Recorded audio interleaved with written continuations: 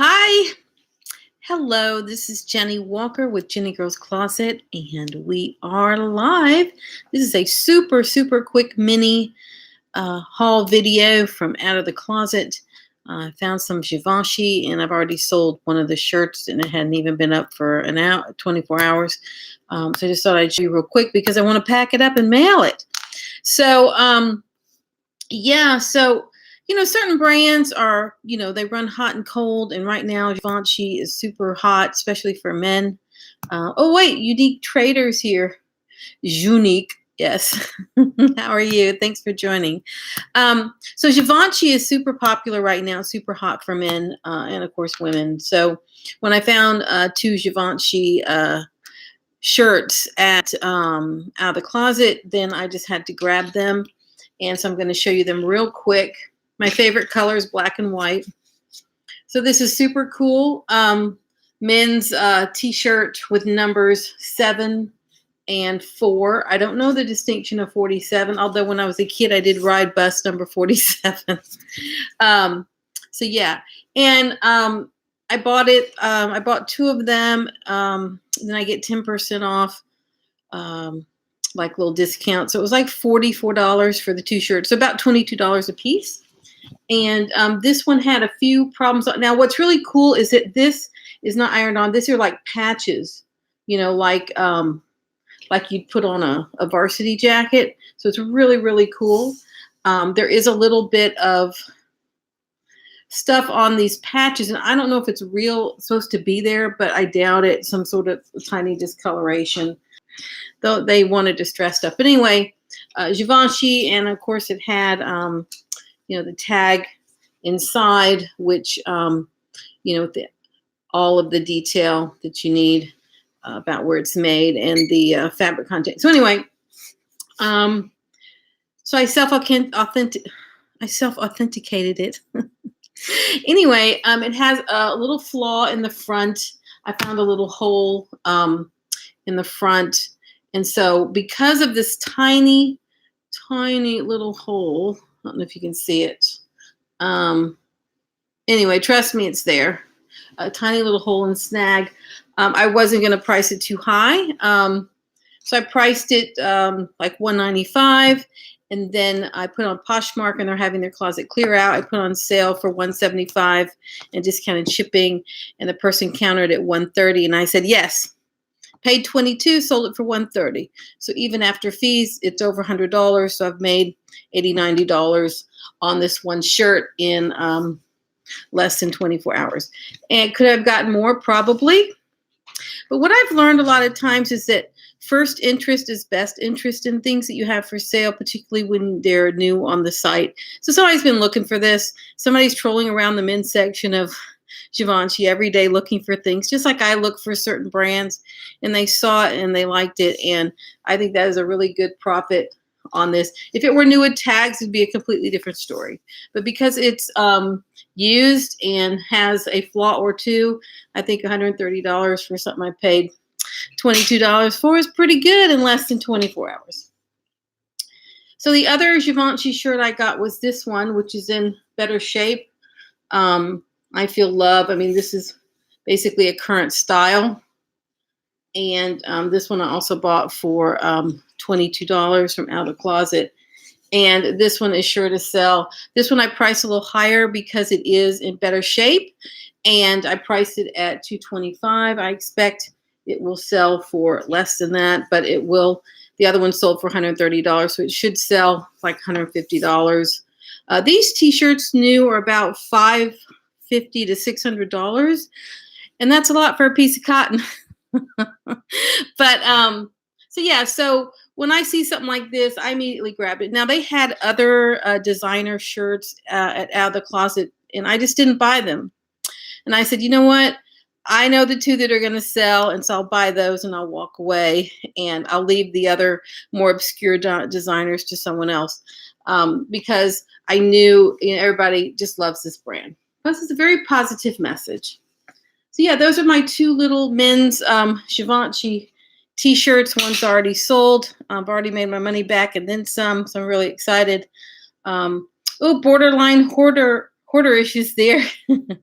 I'm no borderline. I'm actually am hoarderish, by the way. And Nike boxes love Givenchy. Well, great. So yeah, so those are the two little finds that I had, and I'm really excited to have already sold one.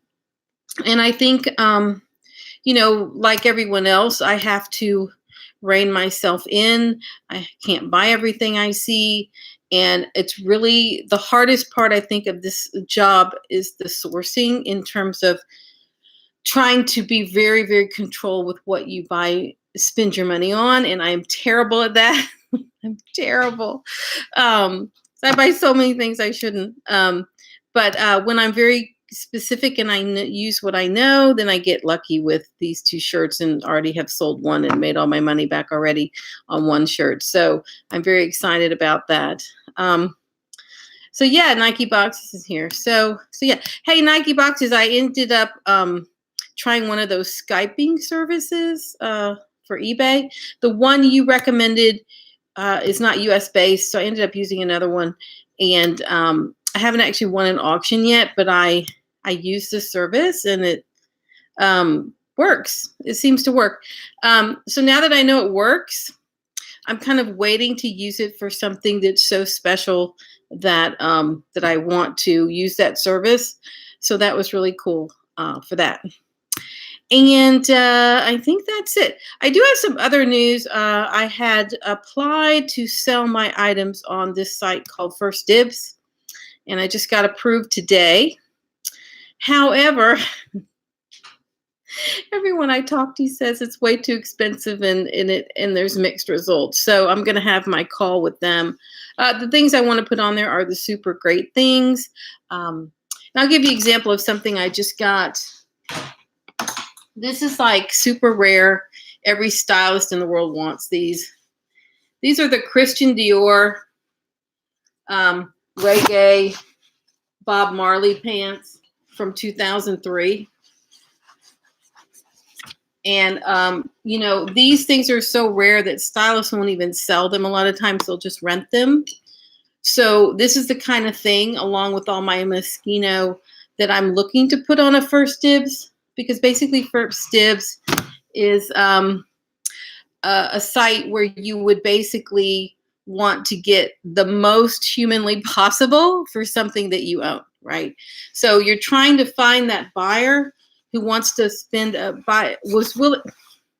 who's willing to pay a premium. That's what you would get on a site called First Dibs. So something like this, these pants, they are so, what's amazing is you can tell the person wore them once, and there's one little tiny little mark on the hem. But this kind of thing is a stylist's dream right here for photo shoots, and a lot of rock stars wear stuff like this. So I'm considering the First Dibs, but it's a huge investment, and I can't get into detail because I simply don't know what the details are yet until I have the call. But I really, really want to try them out, and I have to see if I can afford it. So I'll let you know more about that. Oh, look, we've got Perlis Precious online. Hey there, thanks for joining. So this is something I would sell on a First Dibs, as well as something like the coat behind me. That's one of my Moschino vintage finds that I have. If you've not been following me on Instagram, the Moschino Heart series is in full force. It's all of the vintage Moschino that I have with the heart theme, which is really cool if you haven't checked it out yet. So yeah, and I'm trying to think what else I could show you, because of my little haul is over, my little mini haul, and I have all these people on here. I think I'll show you something that I just got, but I'm not going to sell it yet. Okay, this is like secret insight into how my brain works. Okay, so hold on. Okay, so this is something that I bought, and I'm not going to sell it yet. I'm waiting for it to go off of the market on all of the sites that carry it. And when it goes off the market, then it will be unavailable. And so this is Nua Tag's Allison Olivia for Keith Harding, the artist, the designer. And this is another one of these maxi skirts that I love to sell. Um, and like this skirt new is $12.95. This is something that I will hold for another month or two. And as soon as they quit selling them on the Allison Olivia site and quit selling them on other sites that carry this brand, I will then post it for more than the asking price, because then it becomes what I call impossible to find and exclusive. And the kind of people who like something like this are usually women who are going to like an art opening or a black tie event, and they want something that's very different. But this is also the kind of thing I would list on a First Dibs. So I just want to show you that because my haul's so over already. So yeah, so something like this. So I bought it ahead of time. I bought it on clearance. I bought it knowing that when it's no longer available, that this will turn into, yeah, this is beaded and sequins. You see? You see this? Now, Keith Harding, if you just do one little Google search, this shape of this little guy he's famous for. So yeah, that was super cool, and something that that I've bought. I bought two of them. I didn't buy like 100. I bought two. I know how to get more, but I just, because I don't know, I'm not sure. But I bought two of those just to see if they will be as collectible as the other ones I've been selling, which are by this one, by the artist Basquiat. And then, of course, in another video, I showed you my one for the Grateful Dead. I've only found one of those, and I was able to sell it very quickly. And that's it. So yeah, so that's what's going on. So you saw my haul, you saw my Givenchy shirts, you've heard I've been asked to join First Dibs. I don't know if I can afford it because I hear it's super expensive. I don't know what the contract's like. I mean, I don't know if they let you join for like a month, and then or if it's month to month, or if they make you sign a contract. I have no clue, but I will find out, because you know, in reselling, it's all about how to maximize and how to get the most for what you have. And so we're constantly having to reduce our margins for different reasons, to get things to move, or because we get nervous. But I find that if I hold out, and I have patience, and I have the ability to wait, if I have the ability to be patient, that I can maximize the profits on something, because I'll be able to align what I find with the right buyer. And the kinds of things that I'm buying like this, you know, that customer, the number of customers who want this it's a niche little amount of people. So while everybody might not while there's a large group of people who would want this, the amount of people who are going to pay a premium for it is very small, right? So that's sort of that space in which I live, which is constantly trying to maximize my profits on an item and still move it, right? So it's a fine dance that we all do. Sometimes I'll take $130 on a t-shirt. Maybe I could make 150. Maybe I could get more, but why wait? Why not just move it on and let it go? Unless there's serious reasons to hold on to it, you know. And I do find that new interest sometimes is the best interest. And I'm learning, because there's a lot of things that, say on Poshmark, I had offers on and I didn't take, and then later ended up selling it for less. What are you going to do? So I'm starting to take better offers. So yeah, so that's it. That's all I got. So unless you have any questions, my little mini haul is done.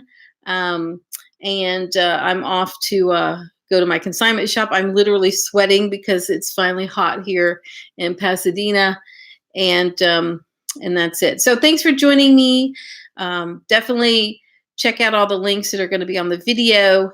My podcasts are doing really well on iTunes. You can have a link there to listen in on all that I'm talking about on the Real Real.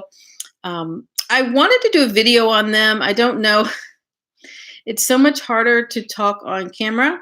It's a lot easier to to have a stream of consciousness on the podcast, because I don't have to really think about it, and I can fix it and go in and edit it. And I'm not good at editing video, so I think I may do some of those. In the meantime, you can check those out and learn all about their IPO and what they're doing. And that's it. Thanks, guys, for joining in. I'm sorry there's a quick video, but I have to run and go to my store. It's Friday. Let's have a great weekend. And I look forward to seeing you on the next video. Bye, everyone.